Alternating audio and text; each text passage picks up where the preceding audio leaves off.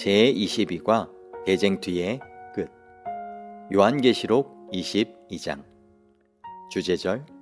보라, 내가 속히 오리니 이 두루마리의 예언의 말씀을 지키는 자는 복이 있으리라 하더라. 계시록 22장 7절 말씀. 시작하는 말. 어느 대학 강의실에서 한 신앙적인 교수가 곧 세상의 역사는 끝날 것이고 예수께서 재림하실 것이며 신실한 하나님의 자녀들은 천국에서 영원히 행복하게 살 것이라고 학생들에게 가르쳤다. 어떤 냉소적인 학생이 그 말을 듣다가 교수님, 아직도 그런 유치한 신화 같은 이야기를 믿으십니까? 하고 질문하였다. 교수는 미소 지으며 그러나 진지하게 대답하였다. 여러분, 재림과 천국을 믿는 것이 유치한 것이 아니라 믿지 않는 것이 유치한 것입니다. 이 슬픈 세상에 우리가 우연히 태어나서 목적 없이 살다가 어느 날 우주의 먼지처럼 사라진다고 믿는 것이 유치한 것입니다. 이 죄악 세상이 이대로 계속될 것이라고 믿는 것이 오히려 절망적이며 유치한 생각이지요. 참고, 요한계시록 22장은 요한계시록의 결론이요 성경의 결론이다. 그것은 또한 각 시대를 통하여 계속되었던 선악간 대쟁투의 종말이다. 본 장에는 죄가 완전히 근절되고 다시는 저주가 없는 하늘의 모습이 아름답게 묘사되어 있다. 수정같이 맑은 생명강은 12가지 실과를 맺힌다. 그것들은 오직 성도들을 위하여 준비된 것들이다. 보라, 내가 속히 오리니 이것들을 증언하신 이가 이르시되 내가 진실로 속히 오리라 하시거늘 아멘, 주 예수여 오시옵소서. 요한계시록은 이렇게 속히 오신다는 약속으로 끝난다. 이것은 또한 성경 전체의 결론이기도 하다. 성 안의 모습. 1. 예루살렘 성 안에는 무엇이 있는가? 또 그가 수정같이 맑은 생명수의 강을 내게 보이니 하나님과 및 어린 양의 보좌로부터 나와서 길 가운데로 흐르더라. 강 좌우에 생명나무가 있어 12가지 열매를 맺되 달마다 그 열매를 맺고 그 나무 잎사귀들은 만국을 치료하기 위하여 있더라. 계시록 22장 1에서 2절 말씀. 설명. 수정같이 맑은 생명수의 강이 길 가운데로 흐른다. 이 생명강은 하나님과 및 어린 양의 보좌로부터 나와 온 땅을 흐르고 적셔주며 만물의 생명수를 공급한다. 이 생명강 위에는 생명나무가 좌우로 무성한 가지를 들이우고 있고 달마다 12가지 실과를 맺는다. 아마도 이사야 66장 23절에 있는 것과 같이 매 월삭과 매 안식일에 성도들이 예배하기 위하여 거룩한 도성에 모일 때 한 가지씩의 실과를 맺어 모이는 자들에게 매달 새로운 생명나무 실과를 맛보게 할 것이다. 그뿐 아니라 그 잎사귀들까지도 치유의 능력이 있어서 새하늘과 새 땅에는 병든 사람이 없을 것이다. 2. 성 안에서 볼 수 있는 광경은 어떤 것인가? 다시 저주가 없으며 하나님과 그 어린 양의 보좌가 그 가운데에 있으리니 그의 종들이 그를 섬기며 그의 얼굴을 볼 터이요 그의 이름도 그들의 이마에 있으리라. 계시록 22장 3에서 4절 말씀. 설명. 새 땅에서는 다시는 죄악의 저주가 없다. 죄의 결과로서 나타나는 모든 불행과 병, 그리고 증오와 죽음도 사라질 것이다. 다시는 죄가 존재하는 일이 없을 것이다.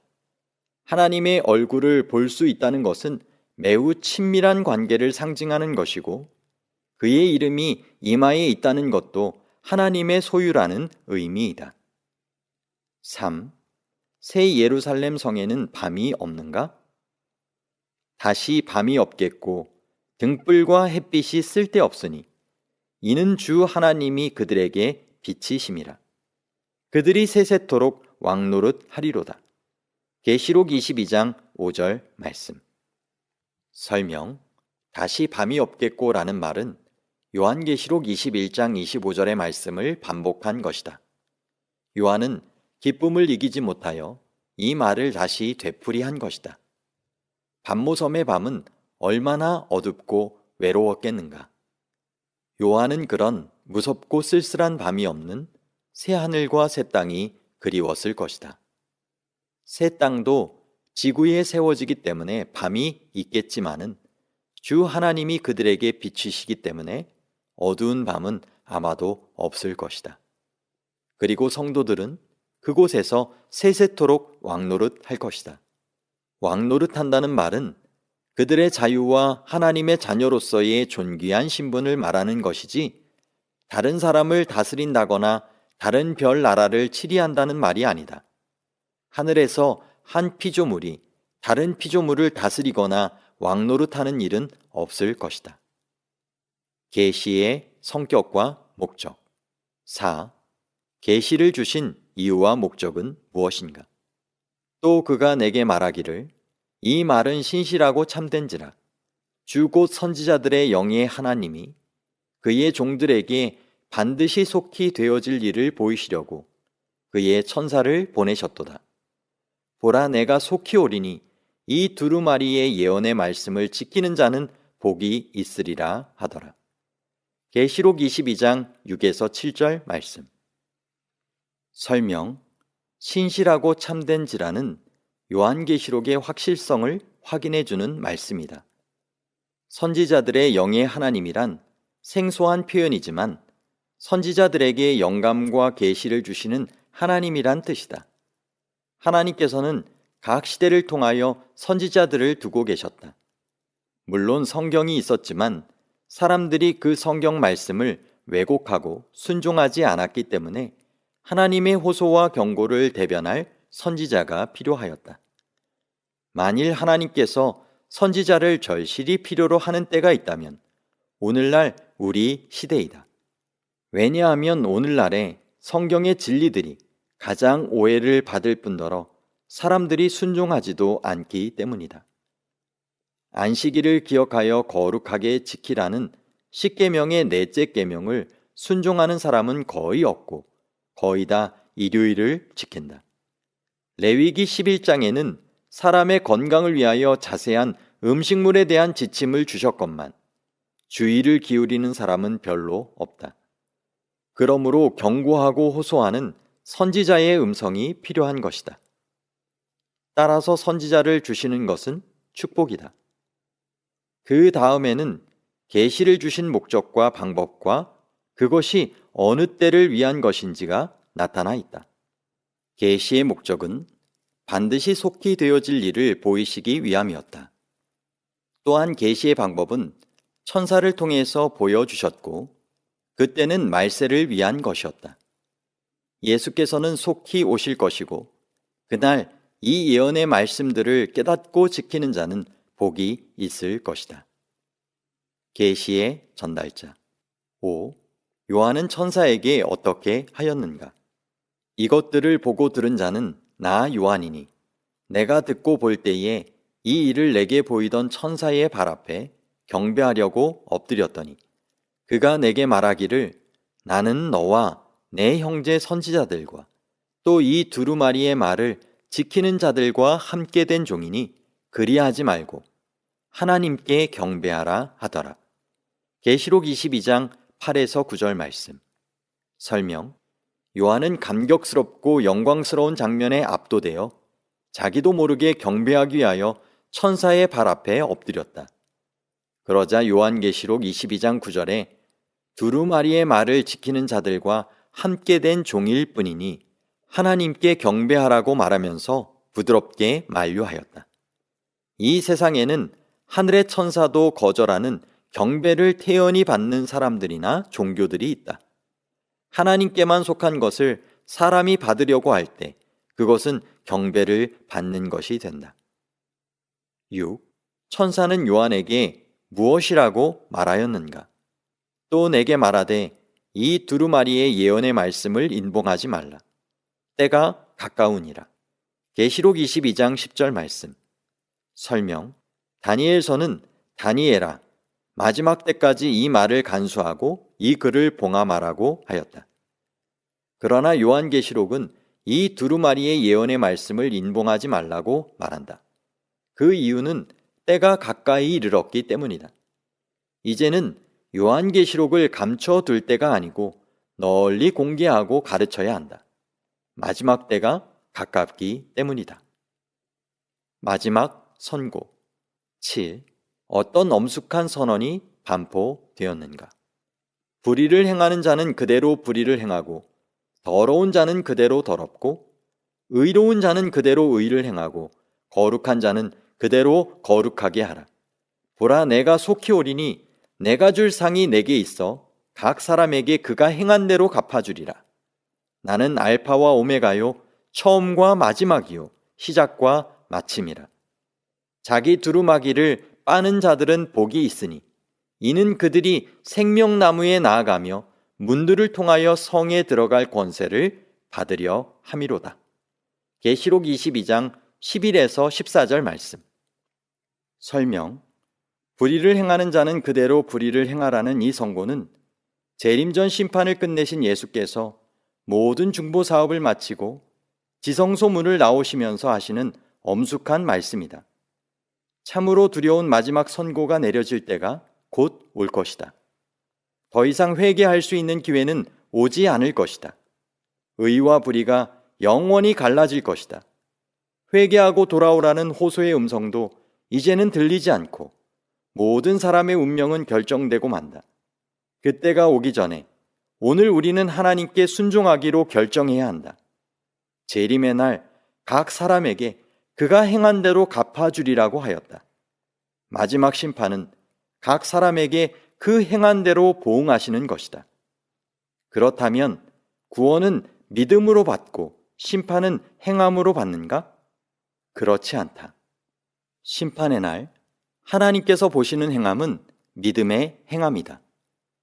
믿음과 행함은 동시에 존재하기 때문에 행함으로 심판을 받는다는 말은 믿음으로 심판을 받는다는 말과 사실은 같은 것이다. 알파는 헬라어 알파벳의 첫 자이고 오메가는 마지막 자이다.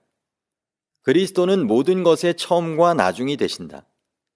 그분은 시작부터 끝까지 변함이 없으시다. 두루마기를 빠는 자는 복이 있다. 이것은 요한계시록에 나오는 7가지 복 중에 마지막 복이다. 두루마기를 빤다는 것은 성도들이 그리스도의 피로 정결케 된다는 뜻이다. 이 세상 어떤 것도 우리를 구원할 수 없고 오직 그리스도의 피만이 우리를 깨끗게 하고 정결케 할 수 있다. 그런 후에야 비로소 우리는 새 예루살렘 성에 들어가 생명나무를 볼 수 있을 것이다.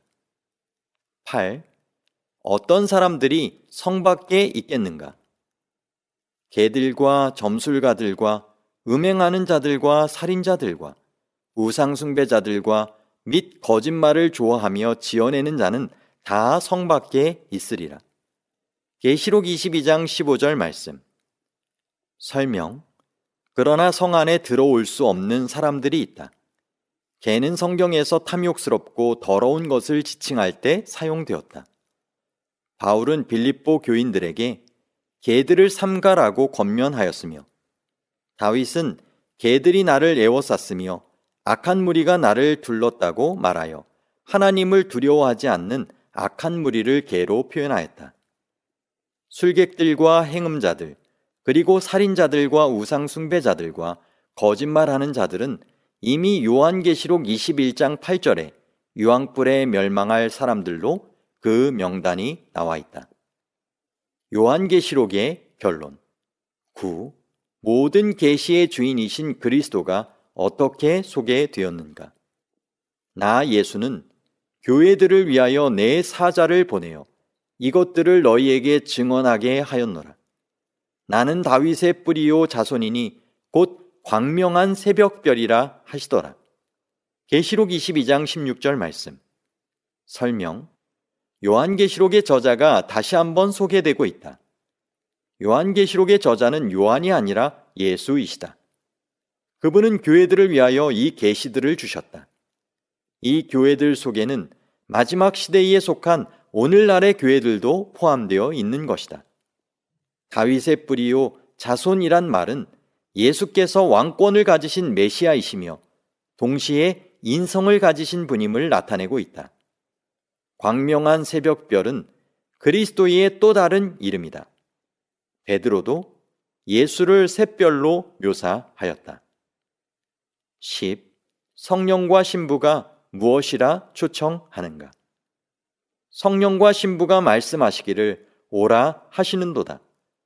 듣는 자도 오라 할 것이요 목마른 자도 올 것이요 또 원하는 자는 값없이 생명수를 받으라 하시더라. 계시록 22장 17절 말씀. 설명. 신부는 누구인가? 그것은 교회이고 새 예루살렘 성이다. 듣는 자와 목마른 자와 원하는 자는 모두 하나님의 말씀을 사랑하고 갈망하는 사람들을 말한다. 그들은 누구든지 초청을 받을 것이고 값없이 생명수를 먹는 특권을 누리게 될 것이다. 오늘날 우리도 오라고 하시는 성령의 초청을 받고 있다. 그 초청에 응한 사람만이 구원을 받고 영생을 누릴 수 있다. 아멘. 주 예수여 오시옵소서. 11. 예수께서는 이 예언들을 읽는 자들에게 어떤 엄숙한 경고를 주셨는가? 내가 이 두루마리의 예언의 말씀을 듣는 모든 사람에게 증언하노니 만일 누구든지 이것들 외에 더하면 하나님이 이 두루마리에 기록된 재앙들을 그에게 더하실 것이요 만일 누구든지 이 두루마리의 예언의 말씀에서 제하여 버리면 하나님이 이 두루마리에 기록된 생명나무와 및 거룩한 성에 참여함을 제하여 버리시리라. 계시록 22장 18에서 19절 말씀. 설명. 두 가지 죄에 대한 엄숙한 경고가 기록되어 있다. 즉 기록된 예언의 말씀에 어떤 것을 더하거나 빼는 것이다. 하나님의 계시에 손을 대는 것은 가장 큰 죄 중에 하나이다. 계시에 손을 대는 순간 그 종교는 더 이상 종교가 아니다. 오늘날 어떤 교회들은 하나님의 말씀보다 교회의 권위를 더 중요하게 여기거나 성경에 분명히 기록된 말씀도 관습에 따라 혹은 고의로 무시해버린다. 그중 안식일을 준수하는 것이 가장 좋은 예 중에 하나다. 출애굽기 20장의 십계명에도 들어있는 분명한 말씀을 사람들은 순종하지 않는다. 그러므로 너희는 크게 힘써 모세의 율법책에 기록된 것을 다 지켜 행하라. 그것을 떠나 우로나 좌로나 치우치지 말라. 여호수아 23장 6절 말씀. 내가 율법이나 선지자를 폐하러 온 줄로 생각하지 말라. 폐하러 온 것이 아니요 완전하게 하려 함이라. 진실로 너희에게 이르노니 천지가 없어지기 전에는 율법의 1.1획도 결코 없어지지 아니하고 다 이루리라. 마태복음 5장 17에서 18절 말씀. 우리는 이 마지막 시대에 살면서 성경 말씀을 더하지도 말고 빼지도 말고 있는 그대로 받아들이고 순종하는 그리스도인이 되어야 한다. 그렇지 않으면 생명나무와 거룩한 성에 참여하는 특권을 빼앗길 것이다. 12. 마지막 축복의 말씀은 무엇인가? 이것들을 증언하신 이가 이르시되 내가 진실로 속히 오리라 하시거늘 아멘 주 예수여 오시옵소서. 주 예수의 은혜가 모든 자들에게 있을지어다. 아멘. 계시록 22장 20에서 21절 말씀. 설명. 요한계시록은 내가 진실로 속히 오리라는 확실한 약속과 아멘 주 예수여 오시옵소서라는 열렬한 탄원으로 끝난다. 이것은 2000년 동안이나 하나님의 백성의 믿음을 지탱해온 엄숙한 약속이며 간절한 간구이다. 요한계시록은 모든 사람에게 주 예수의 은혜를 바라는 간절한 기도로 장엄한 대단원의 막을 내린다. 대쟁투는 끝났다. 죄와 죄인들은 없어졌다. 온 우주는 깨끗해졌다. 오직 조화와 기쁨의 맥박만이 온 우주의 만물을 통하여 고동한다. 생명과 빛과 환희가 만물을 창조하신 분에게서 끝없이 넓은 우주로 퍼져나간다.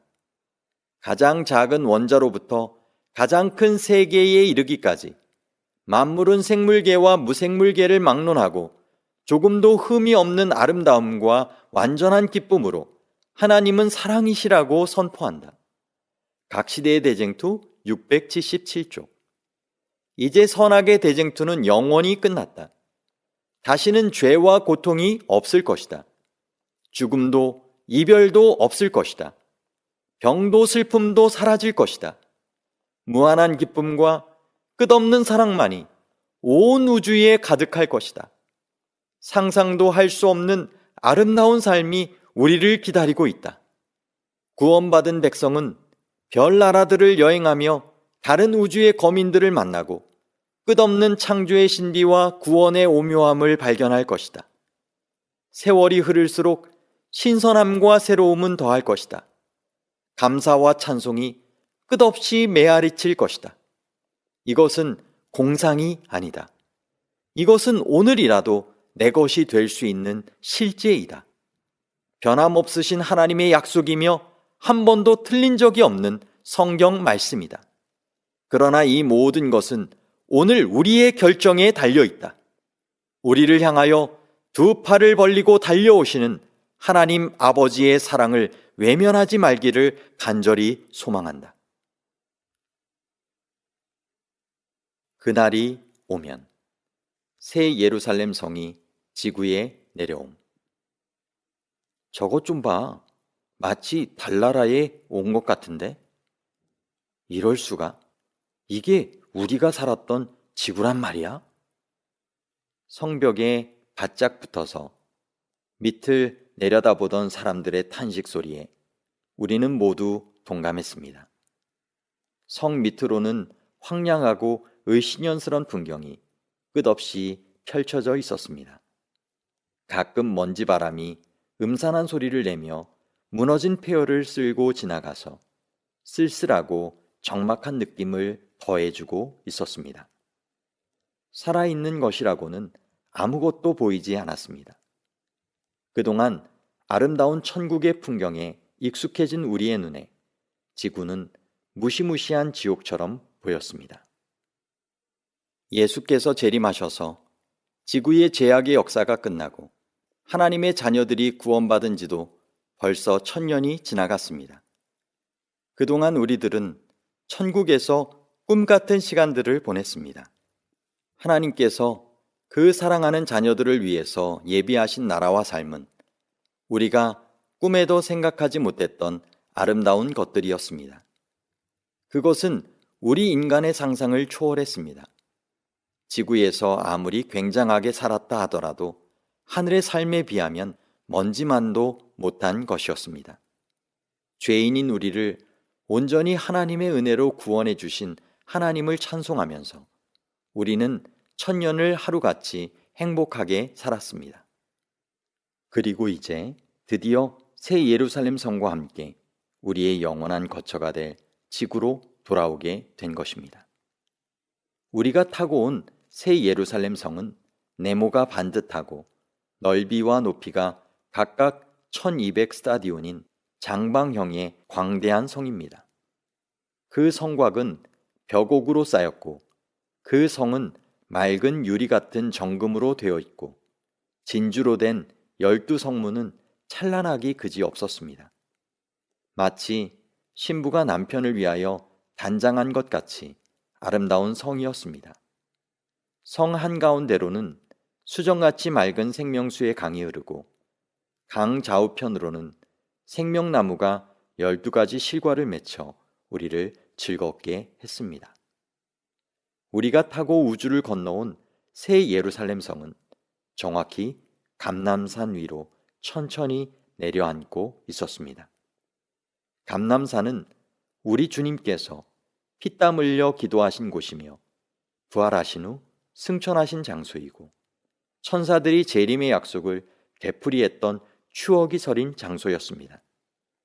그것은 또한 성경에 약속된 거룩한 장소이기도 했습니다. 드디어 새 예루살렘 성은 이제 완전히 성결하게 준비된 지상에 내려 앉았습니다. 주변에 황량하고 무서운 풍경에 비해 우리의 성은 에메랄드에 쌓인 듯 눈부시게 아름다웠습니다. 심판의 부활. 저것 좀 봐. 사람들이 모두 살아나고 있어.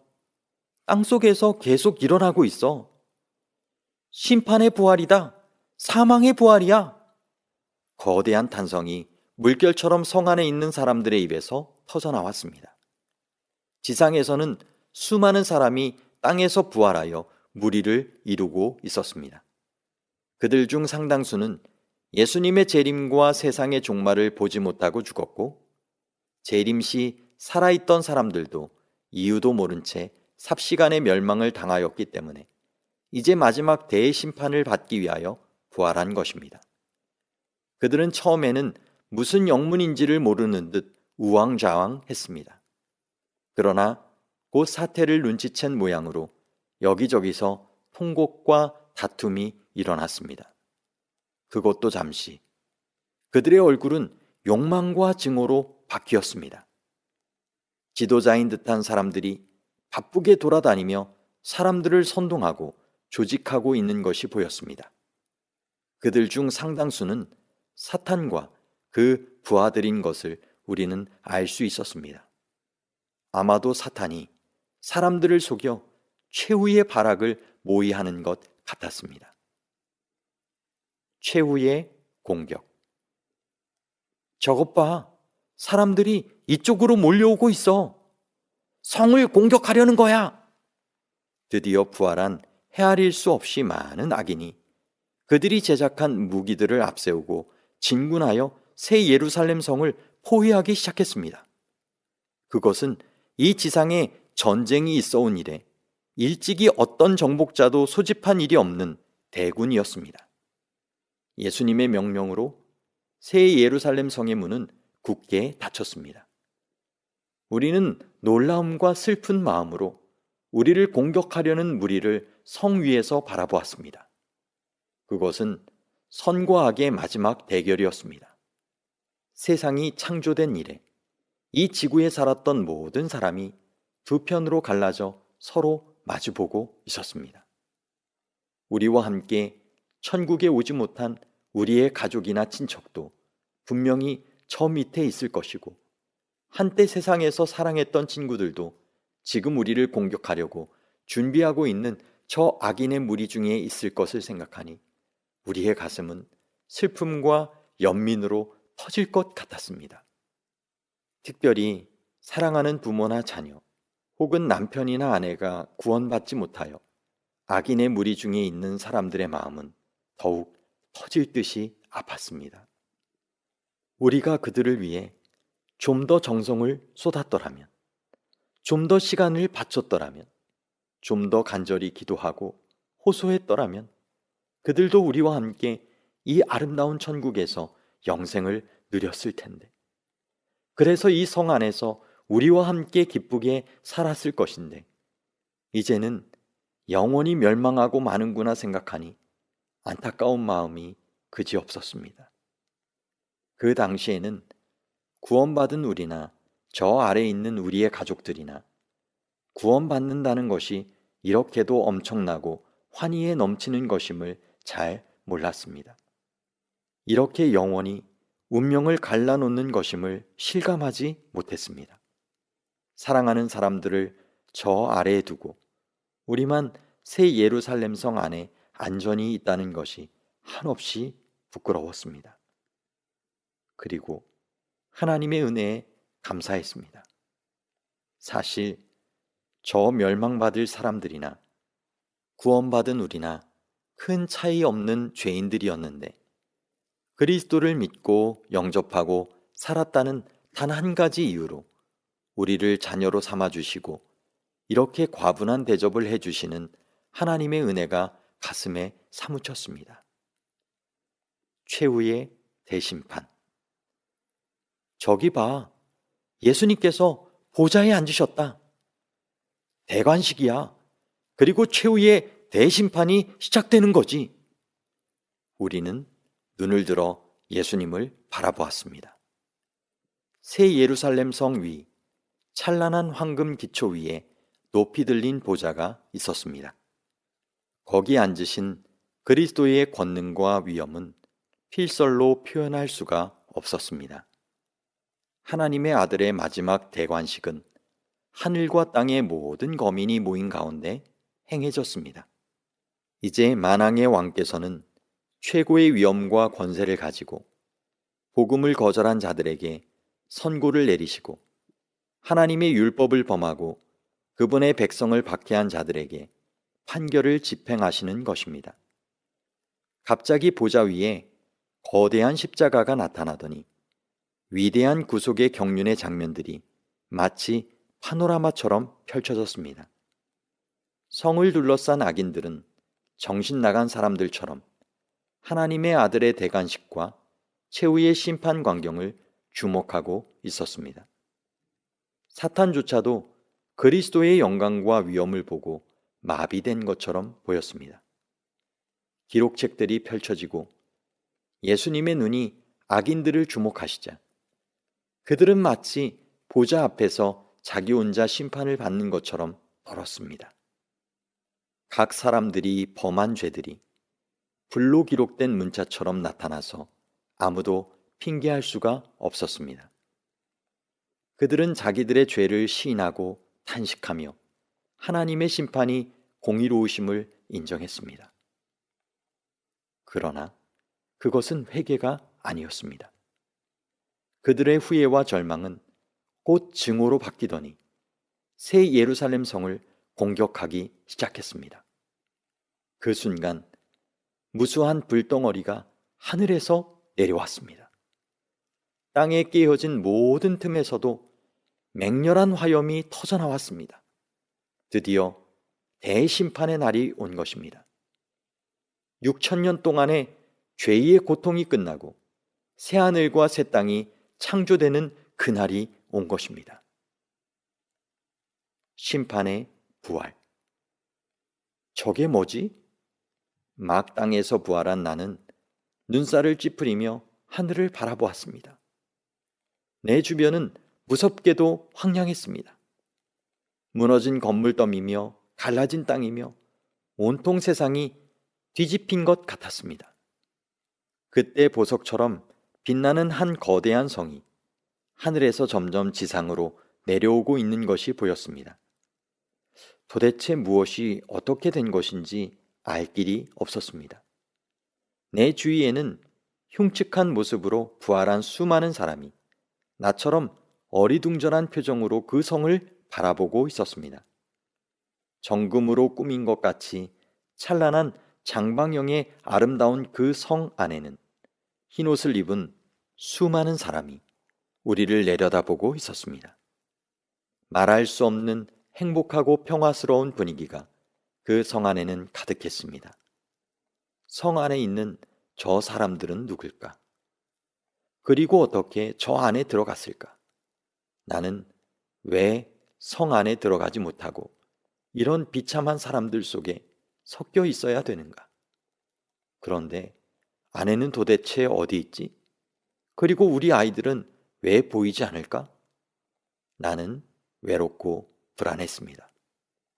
그러다가 갑자기 나는 소스라치게 놀랐습니다.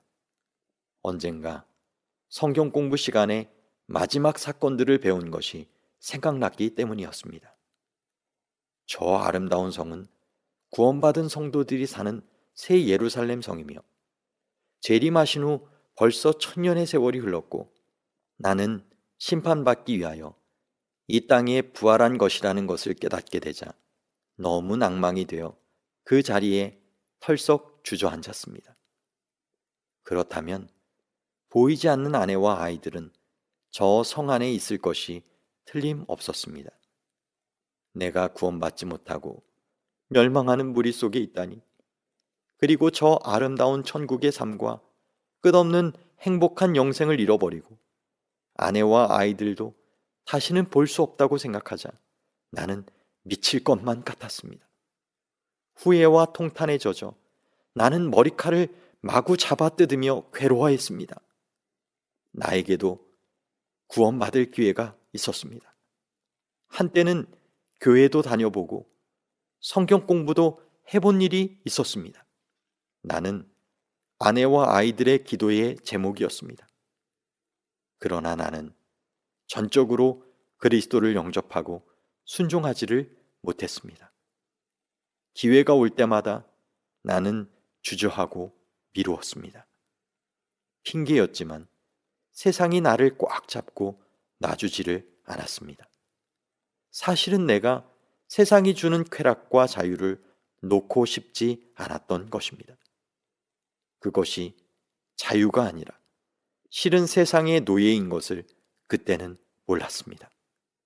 이제야 비로소 그것을 깨닫다니, 이것은 얼마나 큰 손실인가.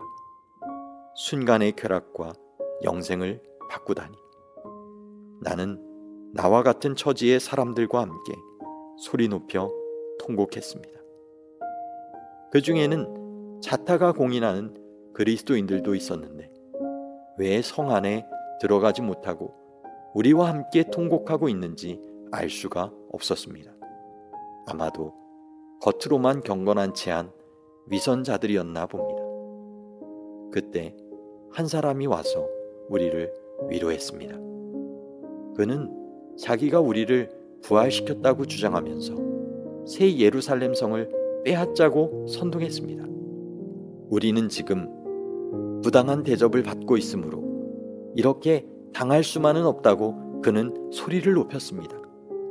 우리는 수도 많을 뿐 아니라 역사상 살았던 유명한 전쟁의 명장들과 우수한 과학자들이 있기 때문에 성을 공격하는 것은 어려운 일이 아니라고 그 사람은 우리를 설득했습니다.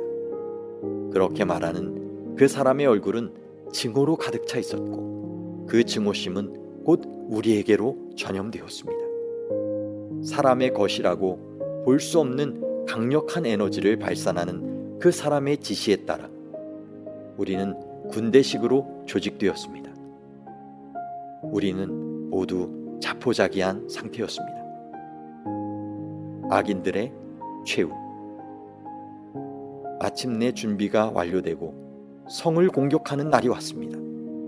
우리는 무너지고 뒤엉킨 험한 지형을 따라 새 예루살렘 성을 향하여 진격했습니다. 성은 몇 겹으로 포위되었습니다. 승리는 우리 것 같았습니다. 그때였습니다. 갑자기 모든 사람이 볼 수 있도록 거대한 십자가가 성 위에 나타나는 것이었습니다. 그리고 성 위 높은 곳에 한 거룩한 분이 앉아 계시는 것이 보였습니다. 그 순간 우리의 모든 죄악이 파노라마처럼 각 사람에게 보이기 시작했습니다. 나의 숨겨졌던 은밀한 죄악들, 수많은 호소를 거절한 일, 그리고 나의 교만과 불의들이 하나하나 드러났습니다. 나는 내가 죽어 마땅한 죄인임을 인정하지 않을 수 없었습니다. 그러나 돌이키기에는 너무 늦었습니다. 후회는 곧 증오로 바뀌었습니다. 우리는 악마와 같은 분노로 새 예루살렘 성을 공격하기 시작했습니다. 그때였습니다. 갑자기 온 하늘과 천지가 붉은색으로 변하더니 우수한 불덩어리가 하늘에서 쏟아지기 시작했습니다. 드디어 마지막 심판의 순간이 온 것을 나는 알았습니다. 너무 늦었습니다. 너무 늦은 것을 나는 그때서야 깨달았습니다.